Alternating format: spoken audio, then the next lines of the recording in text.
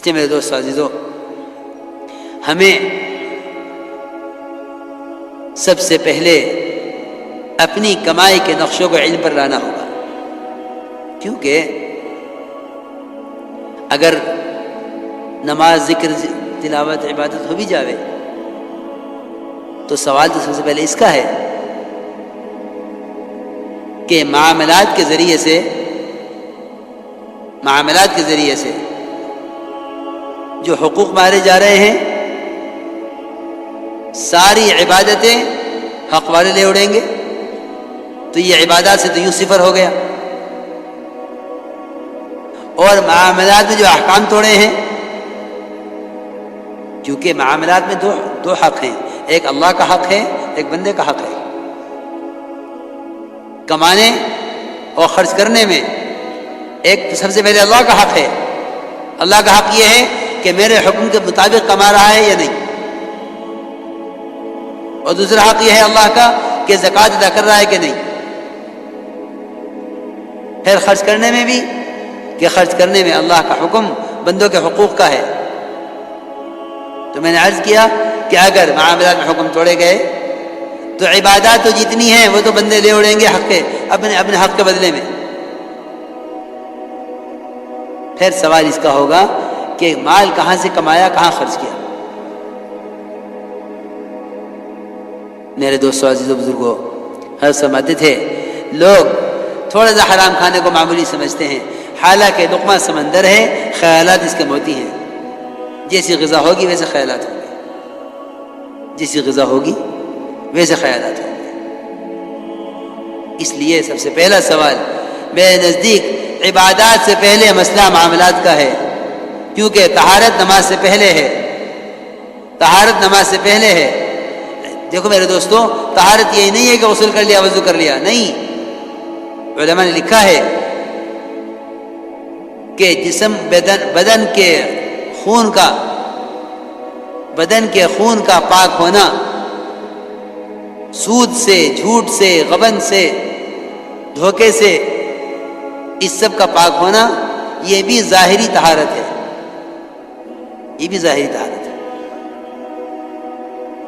یہ سب سے پہلے اپنے معاملات کو حکم پر لاؤ، معاملات کو حکم پر لاؤ، کیونکہ طہارت عبادت سے پہلے ہے۔ معاملات کو حکم پر لاؤ۔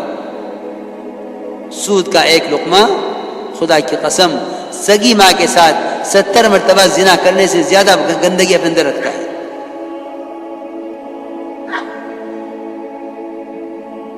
اور کیا کہتے ہیں کہ نہیں، یہ وہ حرام نہیں ہے، یہ وہ حرام ہے، یہ وہ حرام نہیں ہے، یہ دوسرا، یہ حرام کی وہ شکل نہیں ہے۔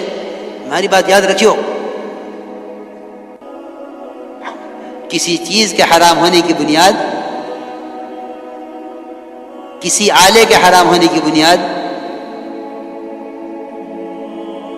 وہ مصنوعات اور ٹیکنالوجی پر نہیں ہے۔ کیوں؟ اس لیے کہ شیطان کو اس کام میں پوری مہارت ہے کہ وہ مسلمان کو آلات محرمات اتنی نئی شکل سے بنا کر پیش کرے گا کہ پچھلے کسی زمانے میں وہ شکل اس حرام کی کہیں نہیں ملے گی۔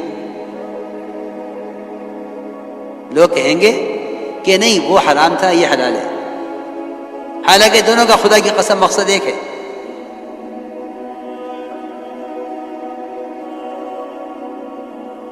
دونوں کا مقصد ایک ہے، یہ بھی حرام ہے، یہ بھی حرام ہے، شکل کے بدلنے سے حکم نہیں بدلتا۔ سوال اس کا ہے کہ اس حرام آلے سے کیا چیز تیار کی جا رہی ہے۔ اگر وہ چیز اس سے پہلے اس کے بغیر تیار کی جاتی تھی تو اب صرف اس کے تیار کرنے کا طریقہ بدلا ہے، حرام اپنی جگہ موجود ہے۔ اسی لیے حدیث میں بہت تاکید سے فرمایا، بہت تاکید سے، الحلال بین والحرام بین۔ یہ جو مشتبہات ہیں، یہ کیا چیزیں درمیان میں، کہ یہ درمیان میں جو چیز ہے یہ حرام کی وہ شکل ہے جس کو معروف طریقے سے بدل دیا گیا ہے۔ اب یہ کہتے ہیں کہ نہیں، وہ حرام ہے، یہ حلال ہے۔ حالانکہ کام دونوں کا ایک ہے. اس لیے میرے دوستو عزیزوں،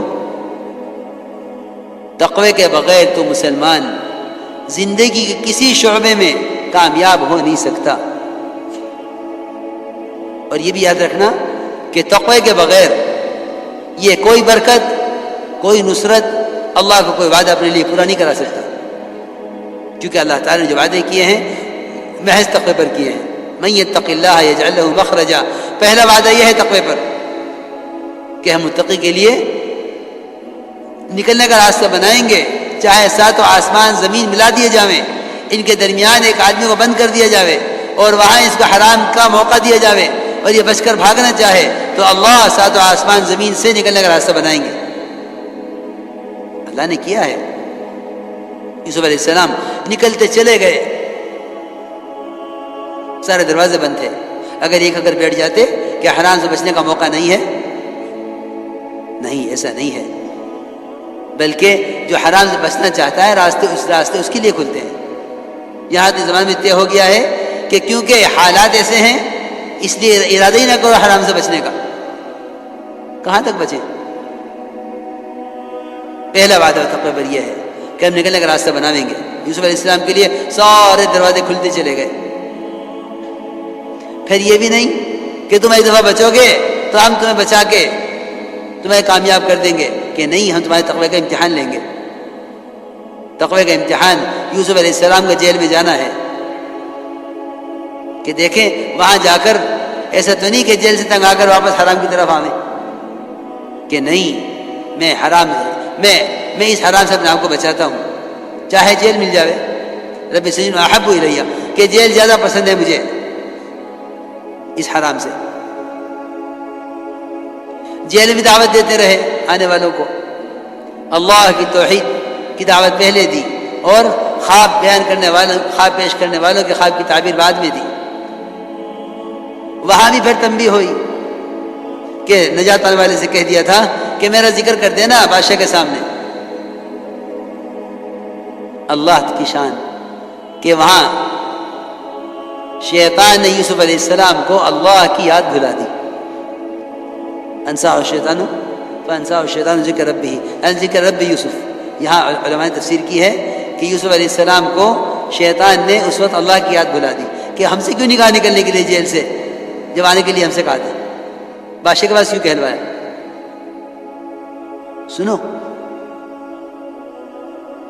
تو میں عرض کر رہا تھا کہ تقوی پر اللہ رب العزت ہر تنگی سے نکالیں گے. دوسرا وعدہ یہ ہے کہ جو تقوی اختیار کرے گا ہم اس کے لیے اس کو ایسی جگہ سے رزق دیں گے جہاں اس کا گمان خیال نہیں پہنچے گا. اور ایک یہ فرمایا کہ ہم متقی کے کام میں آسانی پیدا کر دیں گے.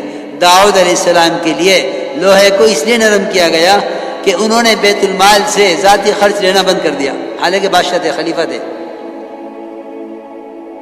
ذاتی خرچ بیت المال سے لیتے تھے. اللہ کو یہ بات پسند نہیں تھی کہ حاکم حکومت کرے، یعنی رعایا کی خدمت کرے اور رعایا کے مال میں سے اپنی ذات پہ خرچ کرے. اس کا کوئی تصور ہی نہیں تھا، اس کا کوئی تصور ہی نہیں تھا کہ حاکم رعایا کے مال سے اپنی ذات پہ خرچ کرے. جو حکومتیں کرتے تھے آخرت کے لیے وہ ڈرتے تھے کہ آخرت ضائع ہو جائے گی، اس لیے رعایا کے مال سے کوئی فائدہ نہ اٹھانا کہ آخرت ضائع ہو جائے گی. اسی لیے داؤد علیہ السلام لیتے تو تھے خرچ بیت المال سے اور 4000 درہم لیتے تھے، لیکن اللہ کو یہ بات پسند نہیں تھی. اللہ تعالیٰ نے داؤد علیہ السلام کے، کیونکہ ان کا معمول یہ تھا کہ وہ رات کو بہ بدل کے پھرتے تھے اور پوچھتے تھے لوگوں سے کہ تمہارا بادشاہ جو ہے داؤد یہ کیسا آدمی ہے، تاکہ لوگ میرا حال بتاویں. آج تو کوئی اس کے لیے بھی تیار نہیں، کوئی ٹوک دے اس کو تو اس کو اپنا محسن سمجھے. وہاں تو کوشش یہ تھی کہ بھیس بدل کے پھرو تاکہ ہمارے بارے میں لوگ صحیح رائے قائم کر سکیں. یہاں تو ٹوکنے پر بھی تیار نہیں ہے سننے کو. اور وہاں کے خلفائے راشدین کا اور انبیاء علیہ السلام کا مزاج یہ تھا کہ وہ اپنے اوپر ٹوکنے والے اپنے ٹوکنے والوں کو اپنا محسن سمجھتے تھے، اپنا محسن سمجھتے تھے کہ ہمیں ٹوک دیا۔ معاویہ رضی اللہ تعالیٰ عنہ 5 جمعے کہتے رہے مال ہمارا ہے، ایک بڑی میں نے ٹوک دیا، فرمایا بڑی میاں کہ اللہ تمہیں جزائے خیر دے، تم نے مجھے زندگی بخش دی، ورنہ میں تو مر رہا تھا، کیا میرے اندر کوئی خیر نہیں ہے کیونکہ مجھے ٹوکا جانا ختم ہو گیا۔ وہاں داؤد علیہ السلام بھیس بدل کے رات کو پوچھتے لوگوں سے داؤد کیسا آدمی ہے، لوگ کہتے بڑا اچھا آدمی ہے، بڑا نیک آدمی ہے۔ ایک اللہ نے ایک فرشتے کو کھڑا کر دیا راستے میں، اس سے بھی پوچھا فرشتے سے انسان سمجھ کے کہ بھائی تو بتاؤ یہ داؤد کیسا آدمی ہے؟ میں نے کہا ہاں آدمی تو بہت اچھا ہے، مگر ایک کمی ہے ان کے اندر، کہ کمی یہ ہے کہ یہ بیت المال سے اپنا ذاتی خرچ نکالتے ہیں، خود کما کے نہیں خرچ کرتے اپنی ذات پر۔ اسی وقت طے کر لیا کہ اب بیت المال سے خرچ نہیں لینا۔ ایسے ہوتے تھے حاکم۔ چنانچہ وہاں تو طے کر لیا کہ بیت المال سے نہیں لینا، اب کیا کریں؟ تو اللہ تعالیٰ نے کام دیا کرنے کے لیے، اور سب سے مشکل کام کہ جنگ میں پہننے والی زرہ بناؤ، جنگی زرہ تیار کرو، ایک کڑی برابر کی بناؤ اور زرہ کھلی بناؤ، اور سہولت کیا کی؟ من یتق اللہ یجعل له من امرہ یسرا، کہ لوہے کو ان کے لیے گوندھے ہوئے آٹے کی طرح نرم کر دیا، جب تک ایک کڑی تیار نہیں ہو جاتی وہ نرم رہتی، بالکل آٹے کی طرح، گوندھے ہوئے آٹے کی طرح۔ ایک وعدہ یہ ہے کہ ہم تقوی اختیار کرنے والے کی پچھلی ساری معاف کر دیں گے اور اگلی زندگی میں اس کے عمل کے اجر کو بڑھا دیں گے۔ من یتق اللہ یکفر عن سیئاتہ ویعظم له اجرا۔ تو میں عرض کر رہا تھا میرے دوستو عزیزوں کہ سب سے پہلے تقوی لاؤ کمائیوں میں، کیونکہ زنا کرنے والا، چوری کرنے والا، جھوٹ بولنے والا، شراب پینے والا، کسی کو اللہ نے نہیں فرمایا کہ یہ اللہ کے رسول سے جنگ کرنے والا ہے سوائے سود کھانے والے کے، کہ فرمایا کہ اگر سود سے باز نہیں آتے تو یہ اللہ کے رسول سے اعلان جنگ کیے ہوئے ہیں۔ اس لیے میرے دوستو عزیزوں معاملات کو حکم پر لاؤ، پھر دیکھو برکتیں کہ معاملات کو حکم پر لاؤ۔ اگر معاملات حکم پر آ گئے تو گویا عبادات میں کمال پیدا ہو گیا، اور عبادات کا کمال تو اخلاق اور معاشرے میں سب چیزوں میں کمال پیدا کر دے گا، کہ عبادات تو تمام چیزوں میں کمال پیدا کرنے کے لیے ہے۔